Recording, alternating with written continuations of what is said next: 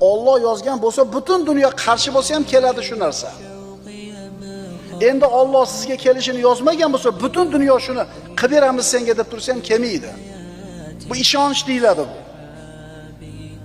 Albatta Alloh o'zining hikmati, buyukligi sababli xotirjamlik va xursandchilikni rozilik va ishonchga joylab qo'ydi. G'am, qayg'uni esa shak, shubha va norozilikka joylab qo'ydi. Diqqat qilinglar. Albatta Alloh taolo o'zining hikmati va buyukligi sababli xotirjamlik va xursandchilikni rozilik va ishonchga joylab qo'ydi. G'am, qayg'uni, shak, shubhani esa norozilikka joylab qo'ydi. G'am, tashvish, shubha bo'lib yotibdimi? Buni sababi ishonchning zaifligi. Endi kishi hayotidan rozimi? Xursand yashayaptimi?